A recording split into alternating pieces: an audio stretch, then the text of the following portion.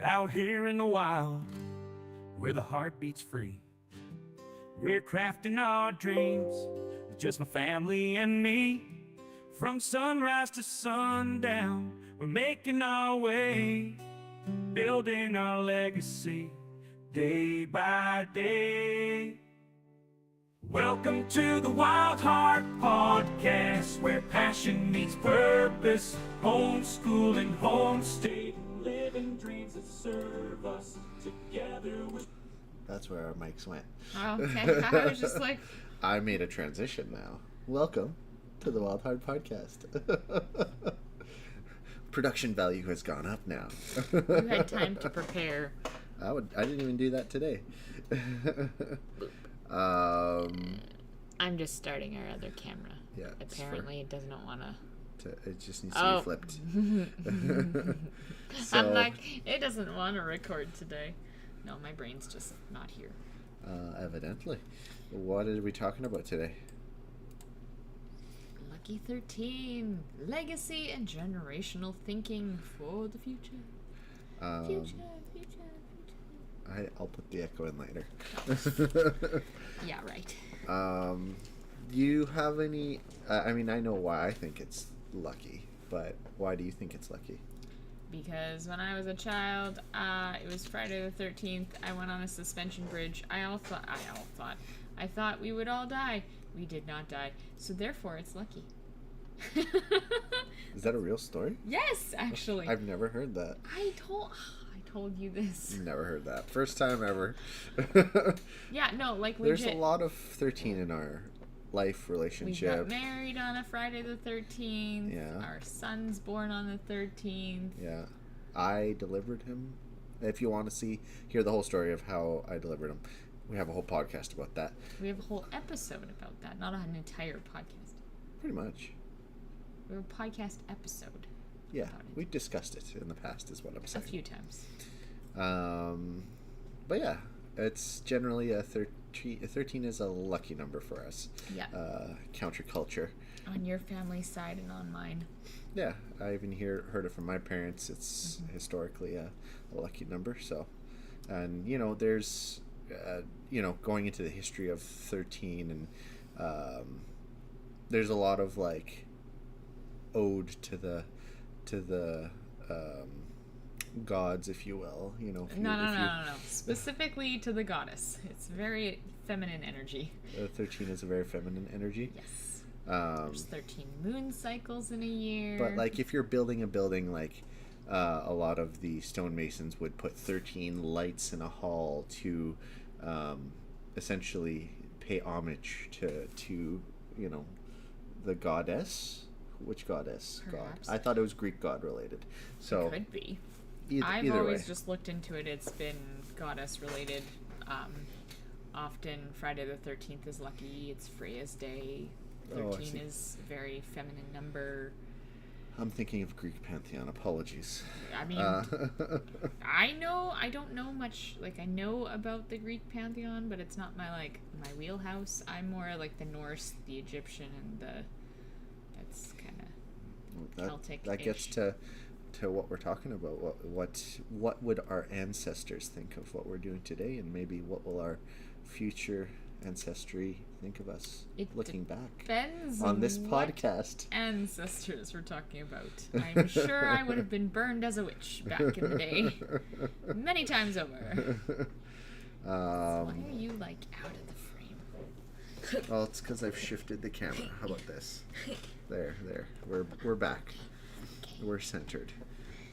Production value's gone up and then up, down, and then up. So we're up, down, up. What have we been doing for the last couple weeks since the last episode? Harvesting my herbs. Pretty regularly. Yeah. I think that was the biggest thing from last year, is we're regularly harvesting opposed to just a big harvest at the end. No, like the chamomile and the calendula or calendula. What do you want? Which one do you resonate with? I've always said calendula. But apparently calendula is more accurate of the term. I've just started hearing calendula recently. Anyways, but yeah, no, like I've harvested regularly throughout the season. Yeah. I have lavender plants now too, so those have been really popping. It is a challenge to get them at the right moment, because so to get them in the most potent state for medicines and things like that, you need to harvest them before 25% of the flowers have opened. So you want the blossom or the buds to be closed still, but yeah, anyways. So it's I'm okay, tomorrow I'll harvest them, and then I go to harvest them tomorrow and it's they're more than they should be, but whatever. It's a learning curve. I'm not really using the So what is the expectation then? You have to go out at night or something? No, if you want to get really technical in how you should harvest your herbs to get the maximum amount of herbal medicine from them, it is as soon as the first thing in the morning, as soon as the dew has evaporated off the flowers, you get them. You gotta be running up there with your snips. You don't have to snip. Okay.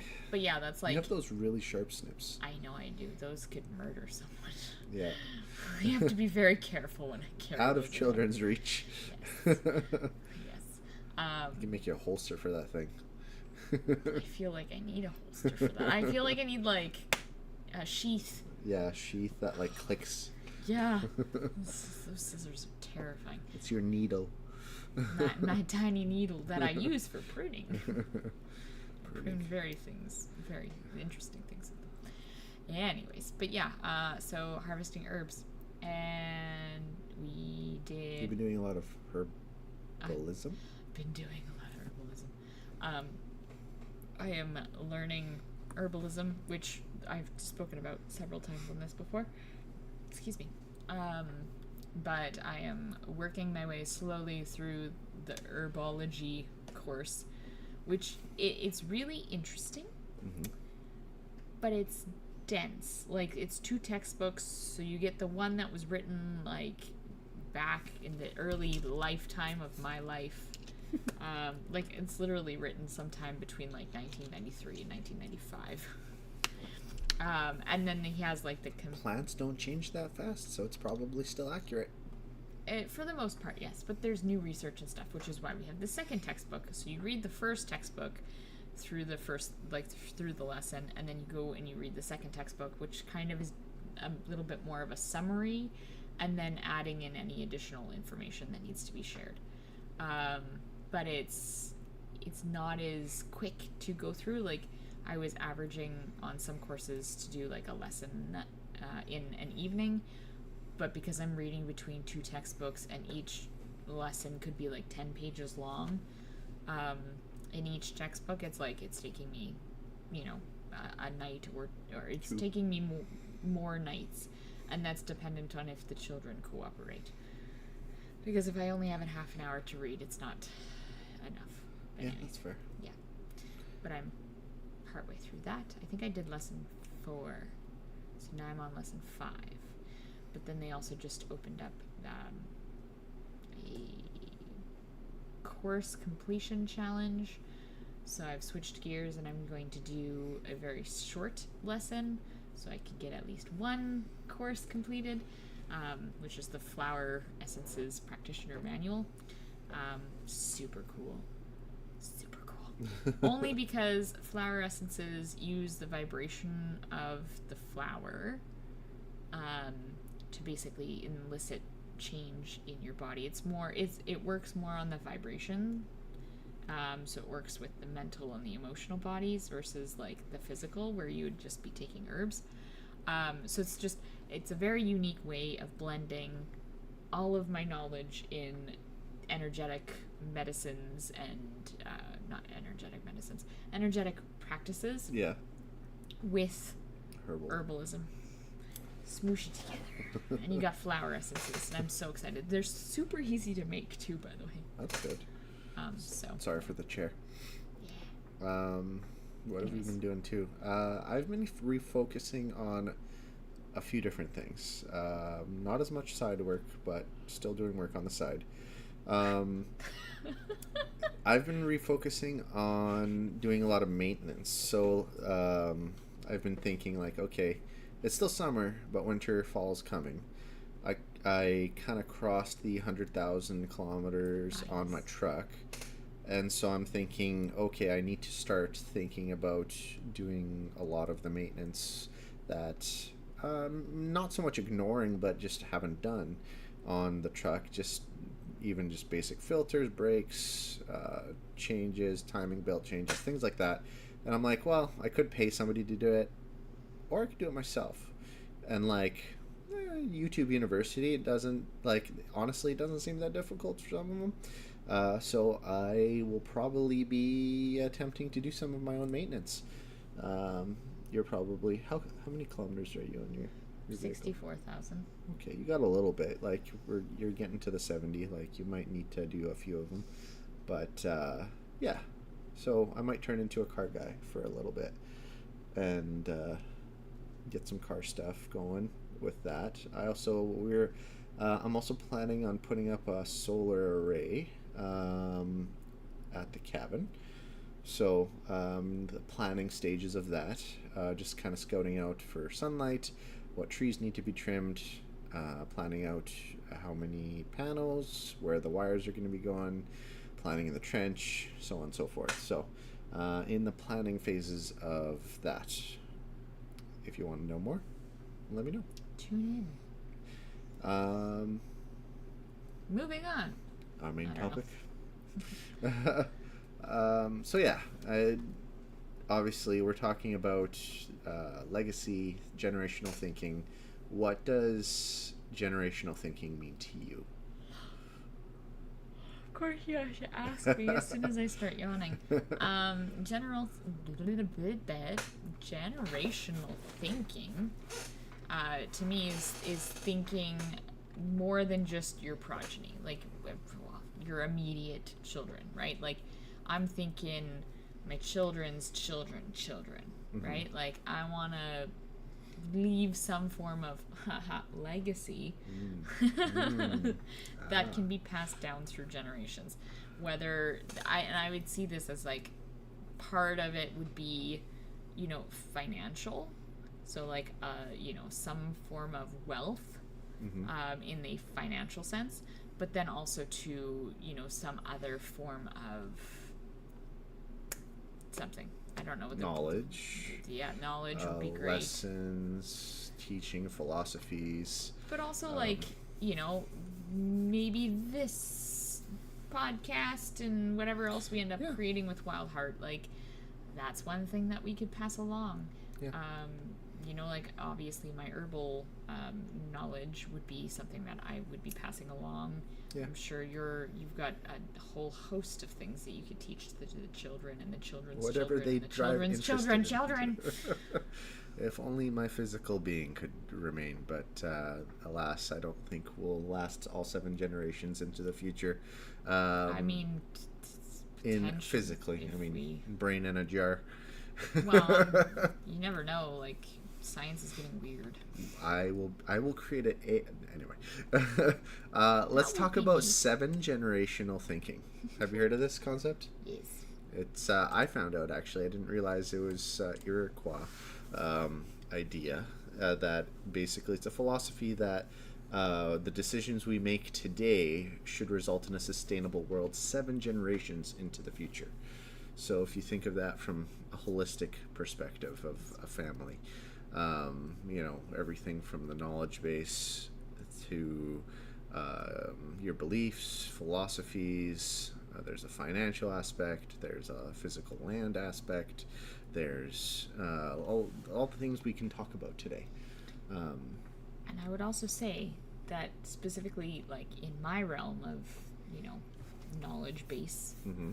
being my magical life, when we talk about 7 generations, we talk about it in term of healing sense, right? So when we're doing any sort of energy work, or we're closing loops on generational cycles, we are looking at, like, when you make a change and that change holds, you're healing 7 generations before you, so above you, you're rippling that healing up through your ancestors for 7 generations, and then also through all of the generations that are going to come to you for 7.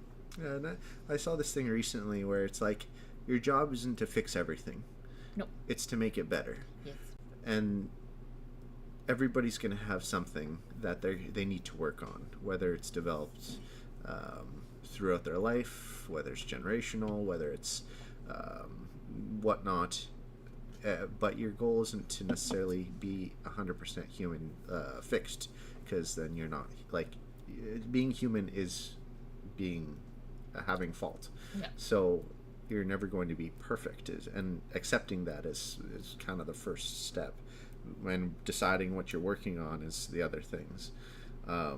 So it's one of those things where just acknowledging that you're not going to fix all of your generational trauma or what have you in this lifetime, but if you can set your kin up to work through it and not pass on as much of it as you can that's negative, and that's not maybe not negative, but that doesn't help them or doesn't bring about bettering themselves. So it's all about just getting better throughout time generationally, and you can get into beyond the family as humanity. That's generally should be the goal, but we're going to focus on family and our legacy in that regard. I would hazard a guess and say that that's because we have the most control. Our locus of control. Yes. I'll put control in quotations because you don't really control the family, but we can have the most influence on our family. Yeah. Versus I can go out there and I could get on a soapbox and yell my knowledge into the world, but well, that's kind of what we're doing here in a sense, but like at the same time, my goal is when I'm doing this podcast, it's less for people and more for my own I guess kids. I kind of hope that someday the kids can look back on these and maybe listen to them. Whether it be, there's some wisdom here, or Mom and Dad were weird and they started a podcast and I want to listen to it. Yeah, I mean, who knows? I want to hear our voice. We've passed away 100 years from now and YouTube apparently still exists. That's a good legacy question. That's a good legacy question. How long will YouTube be around? Will YouTube be around 7 generations from now? We don't know. Tech is all weird and new. Anyways. So moving on. Yeah. So, teaching different philosophies, spiritualities. Spiritual beliefs. How would you describe that? Spiritual beliefs. Okay, but I would hesitate to direct it as like this is what you need to believe, as so much as here's the options. Choose.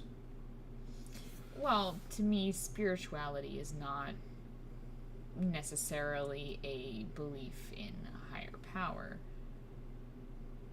Okay. Or any... I don't know. To me, spirituality is very eclectic. I'm a very eclectic person. Mm-hmm.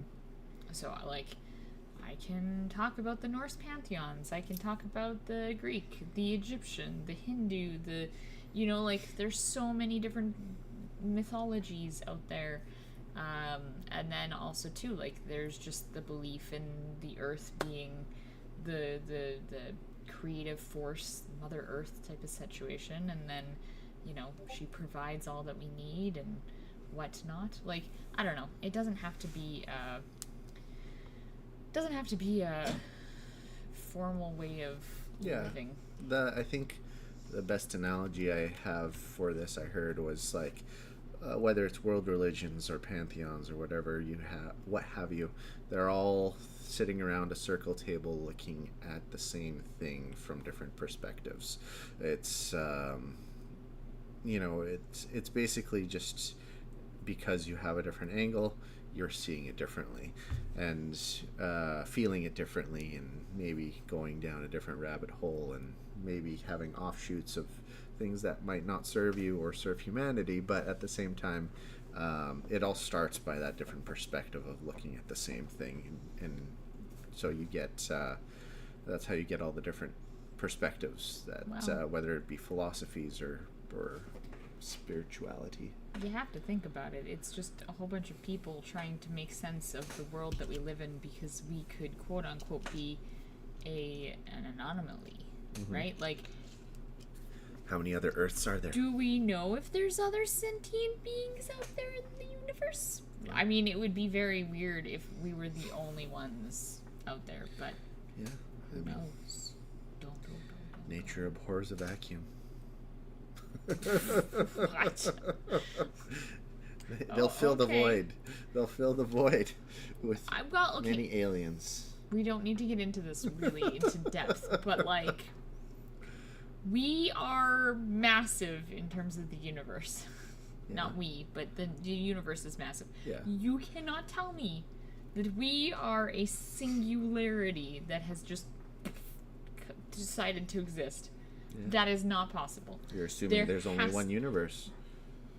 Well, we live in a multiverse on multiple different dimensions. This is getting way too like esoteric and ethereal and A lot of assumptions getting spiritual thrown beliefs. around. So- There are aliens out there, whether or not they are humanoid or like intelligent, Or a bacteria. or just a bacteria, or maybe further advanced than we are, and they're just vibing. Yeah, maybe. Who knows? Probably. I haven't seen one yet, so. We're all aliens. Yeah. We don't need to get into my little like. We'll get there. We'll fun get there times. someday. I could go off. This is why I Let's- burned as a witch. Honestly. Let's sidestep into the Financial financial things. stewardship and for future generations. So I mean, obviously, coming to the point where we are now, there's been many different monetary systems. Back in the day, there was everything from gold to seashells to Bartering. barter, and essentially they're all Excuse different systems of they're all different systems of exchanging value for value. So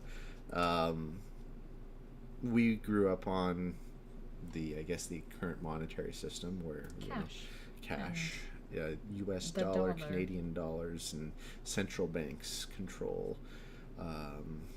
And I feel we're on the cusp of something changing with a lot of the BRICS nations starting to create their own offshoot from the petrodollar, which is also just finished. There's Bitcoin. It's not government controlled. It's not central bank controlled.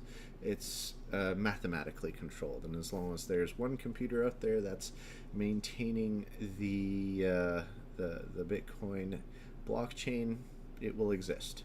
And it has a cap, therefore it cannot have any more inflation. Yes. If you're not- Maximum supply of 21 million coins. If you're not familiar with what inflation is, if you have $1 and you print another dollar, that first dollar is now worth half a dollar, essentially. So that's what money printing is essentially. What it means. What were you looking at? I'm hearing like weird scratching noise, and I'm just trying to figure out where it's coming from. And I think My it's chair. No, I think it's your 3D printer. Fair. I could be wrong though. Well, I'm just So- like, I don't think we have any tiny creatures hiding in our basement. no, So I don't think so. Yeah, so essentially as the financial systems change over time, thinking about generational stewardship. because legacy. obviously putting money in our mattress is no longer cost effective because you are not you're not beating inflation. Yeah. Your dollar is going to your worth $1 less. in the mattress is not going to be made. Mind you, if we put dollars, like physical loonies, into the, heavy. it would be very uncomfortable to sleep on. But that $20, because we have $20 bills, we'd stick those in the mattress. That $20 in 5, 10, 15, 20, 25, 30 years is not going to be the $20. According to them, them being the authorities of the central banks and such, The unnamed them. By default, the inflation rate is roughly around 3% a year. So a year, and that's compounding. So that $20 literally gets eaten away by the inflation. In 10 years, it'll be the worth hidden tax, if you will. So is it when you're thinking generationally, if I saved every dollar I ever earned and put it away, even whether it be under the mattress and wherever, pick your choice, a physical place, the cookie jar in the backyard, it will serve 7 generations from now very little. If the current system continued as it does, or if currently. It does currently. So, assuming it doesn't change or fail, it would do very little for my future generations to maintain that stock of cash, because it literally gets eroded over time. You'd so be you better have to off buying like silver or gold. And we're not financial folks in the sense that we don't give financial advice, so all that is caveated there. Like gold, silver have their place in this world. They were a legacy system that held value over time. How much of your net worth should you store in it? I probably wouldn't put more than 5, 10, 5, maybe 5% of your net worth into it. Meanwhile, more modern day things like Bitcoin, as they raise in value, they'll by default just be worth more by sheer just because the current system is inflationary. So it serves you to store your wealth in something like Bitcoin. And just the biggest linchpin of this, I think you could talk on, is the educational aspect. Yeah, having that financial literacy piece. And it goes kind of hand in hand with homeschooling too, right?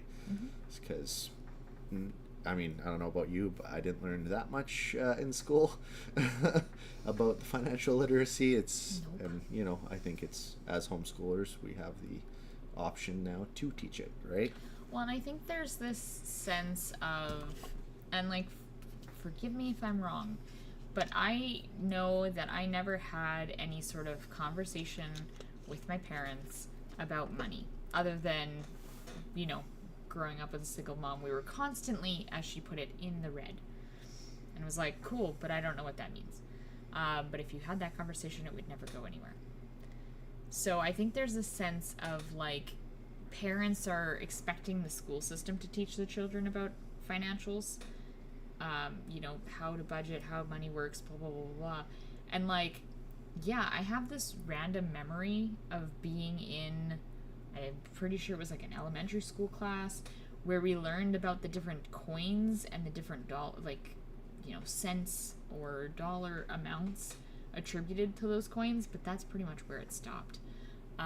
Like there was a test or quiz or something for sure I had. Yeah, but it was not like, here's how you budget. Here's how you should set up your financials. This is what you should do to make sure that you are not going into debt. Instead, it was very much a kind of an expectation that, like, when you hit 18, you're going to go off to university and you're going to either take out student loans or you're going to take out, credit card. And it was just like, have at it. Here you go, off into the world as an adult, but you know nothing. Yeah, I mean, yeah. I feel I was, because I took pre-cal throughout most of my high school career, and then I realized I didn't need pre-cal to get into what I needed to get into during grade 12, so I switched to consumer, and that the consumer math was actually really beneficial in the sense that there was actually a lot of financial literacy that was taught in that class. That being said, consumer math in my high school was considered the stupid kid math. it is. It for 100% was. I aced it because it was so easy. But it was one of those things where it was an easy way to prop up my final grade for grade 12. But at the same time, I will give credit where credit is due, that it did teach some of those principles in the basic concept of taxes and so forth. But at the same time, it didn't go into like, hey, this is what an RRSP is, this is what a TFSA is. The concept that you can have an RRSP or a TFSA and it could literally be in this two things in the same fund. Hold on. RRSP standing for Registered Retirement Savings Plan. TFSA standing for Tax-Free Savings Account. We are in Canada. RESP, those are things. Registered. An RESP is a Registered Education Savings Plan. Yeah, so yeah. Resume. Continuing with that thought, but you could literally have the three things in the same fund. So if you go through an investment company, bank, whatever, what have you, in three different categories. So they're just a category of type of investment. So, and all that means is that they're taxed differently. So the tax-free savings account is tax-free. RRSP is deferred, and education is basically taxed on. I think it's tax-free until you withdraw. Yeah, but it's matched. Deferred as well. So when you pull the money out, it will get taxed. But the government will match what your contribution is up to a certain point. But let's just say, you wanted to allocate those into Tesla stock and whatever. If you might wanted to manage it yourself, you could buy Tesla stock TFSAs. You could buy Tesla stock RSPs. You could buy Tesla stock RESPs. They're all invested in the same thing, taxed differently. Yes. But just that concept never taught in schools. Had to go out and seek it ourselves. And then we could get into the mutual funds and SEGs. No, just kidding. Yeah, I mean, it goes... Once upon a time. It really behooves you to learn the basic concepts of financial literacy. Mm-hmm. You don't need to start trading your own stocks. You could just know the taxable implications of each type of investment, and you're half the battle is won there. Yeah, I would say it helps when you have a really good financial person to help you with that, like a financial professional. However, I would also state that you should have some basic understandings of things. But you can't rely on this person to.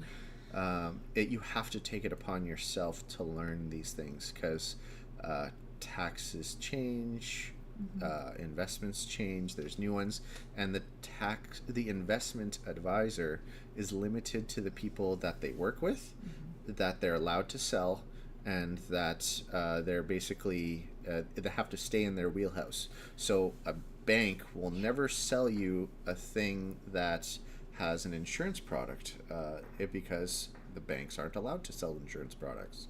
The banks only sell bank products.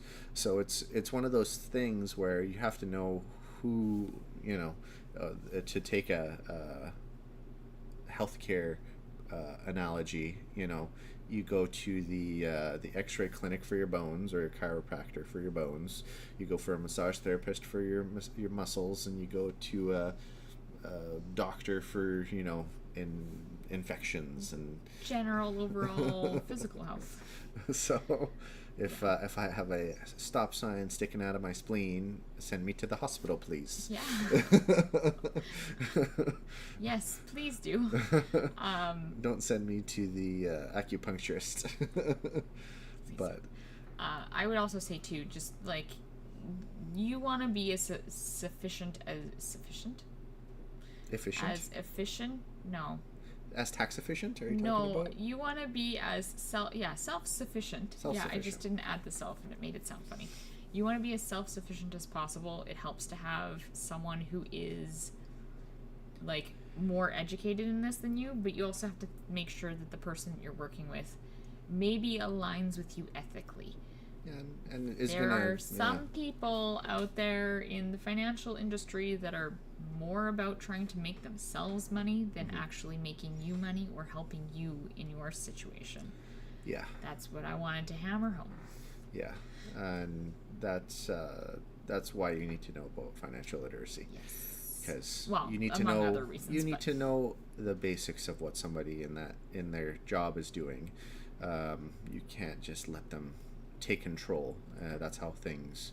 A good financial advisor, a good tax advisor, those two people work hand in hand and help you be as tax efficient and as investment efficient as possible, because there's a lot to be said about being tax efficient, running your own business, but that could kind of step into freedom and choice, Shaping the future. shaping your own future.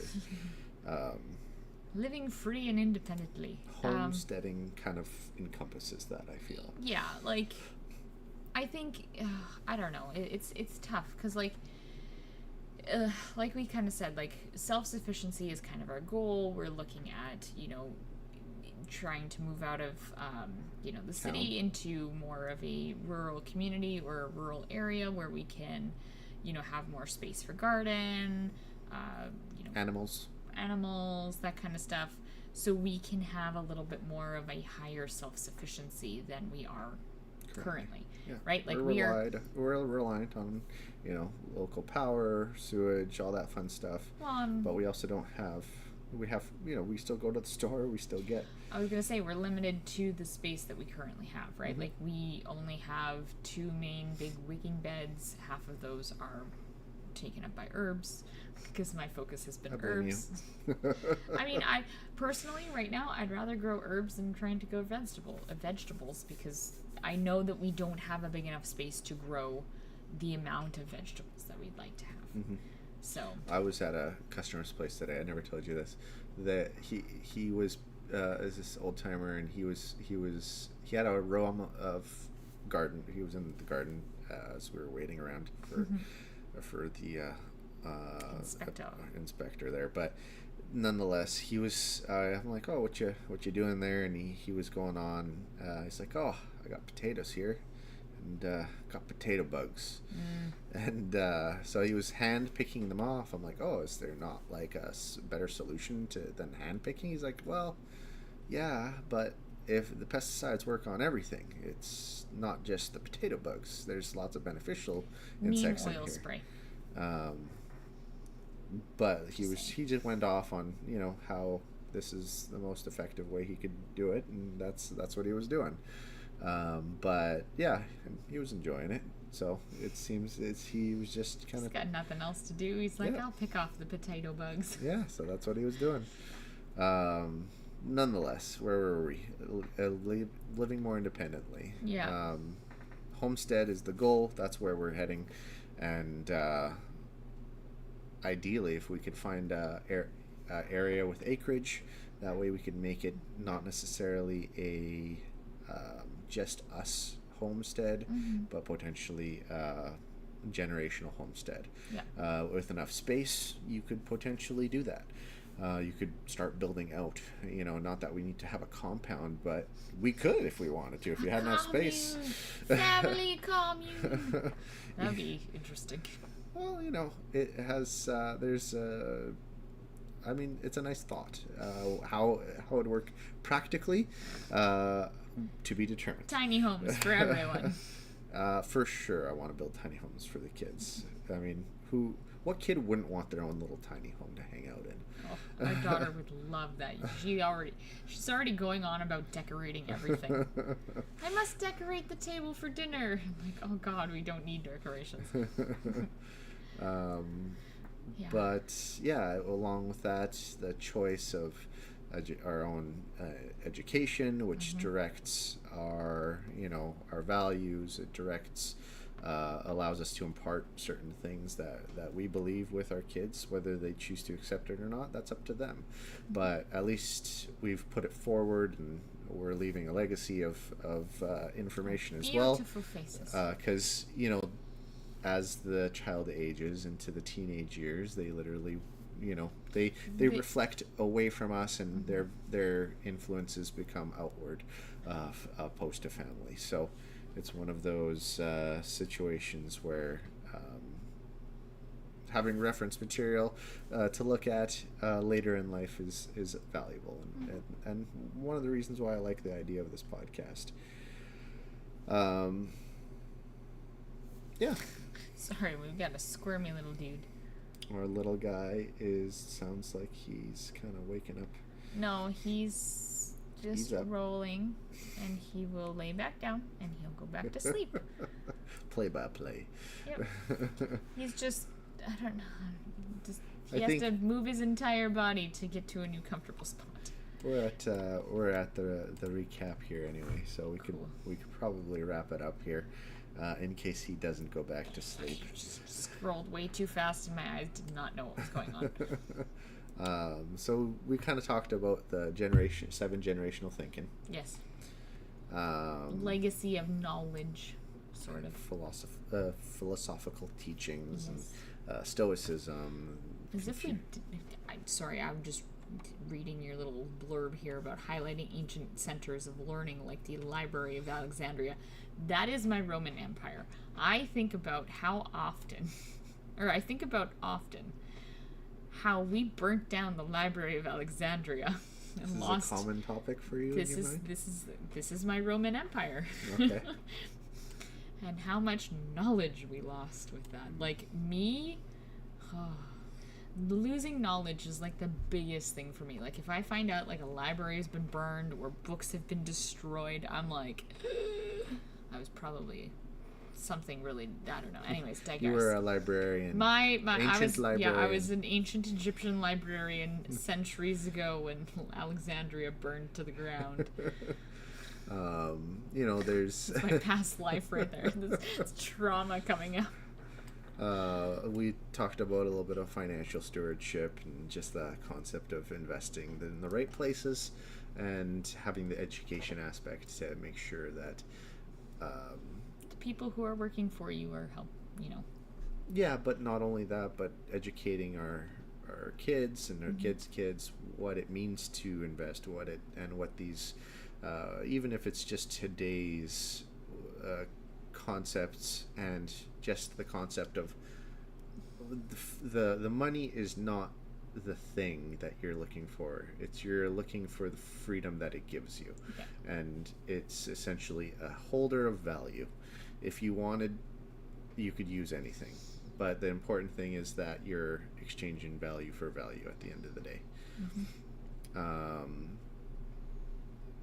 We didn't really talk about, we skipped this one I think, but environmental stewardship.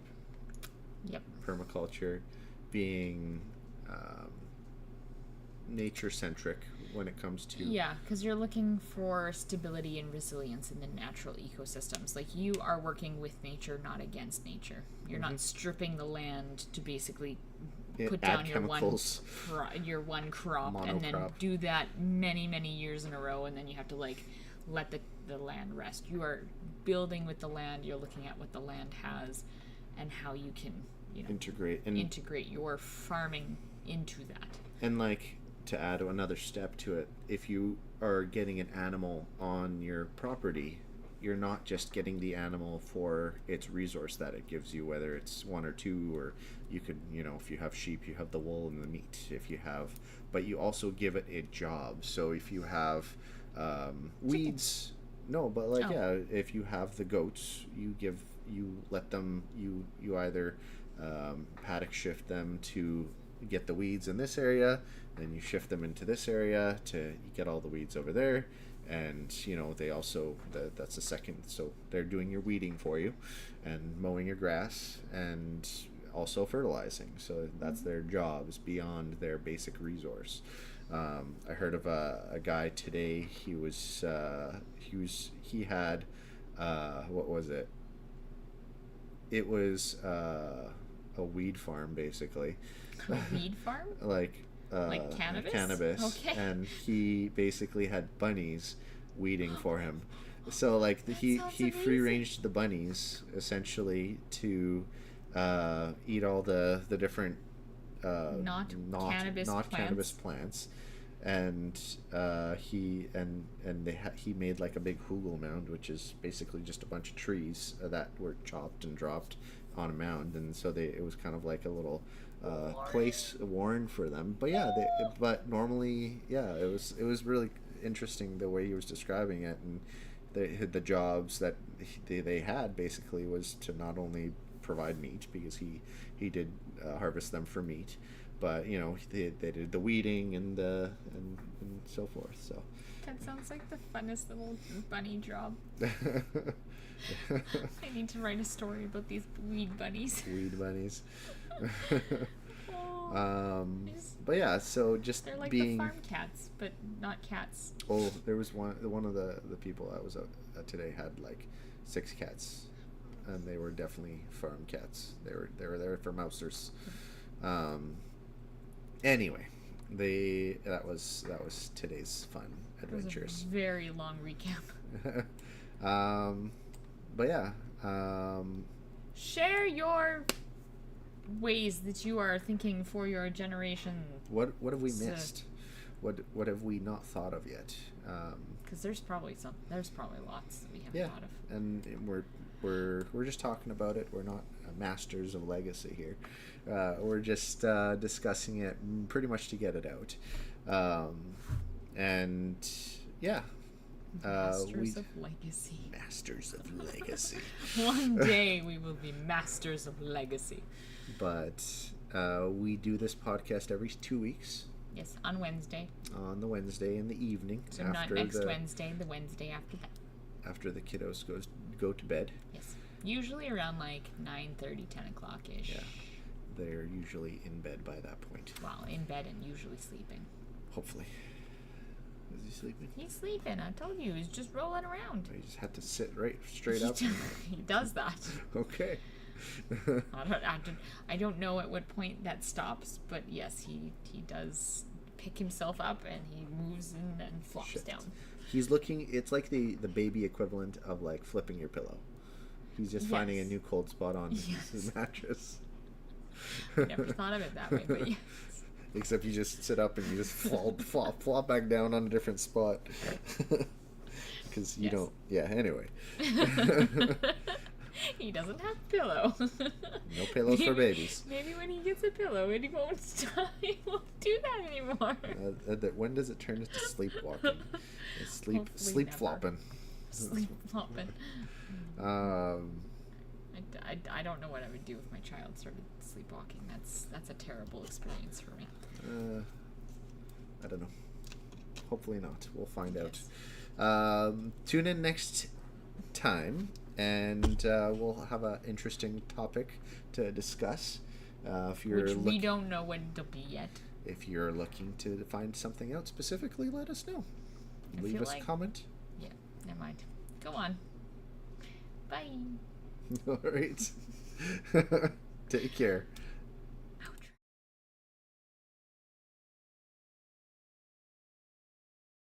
Where the heart beats free. We're crafting our dreams. Just my family and me. From sunrise to sundown, we're making our way. Building our legacy day by day. Welcome to the Wildheart Podcast, where passion meets purpose, homeschooling, homesteading, living dreams that serve us. Together we're stronger through every stormy weather. The Wildheart Legacy, bound forever. With hands in the soil and love in the air, we're teaching our young ones how to live and care in this simple life where the lessons are real. We're writing our story with every turn of the wheel. So join us on this journey where the wild hearts roll. In the Wild Heart Legacy, you'll always feel at home.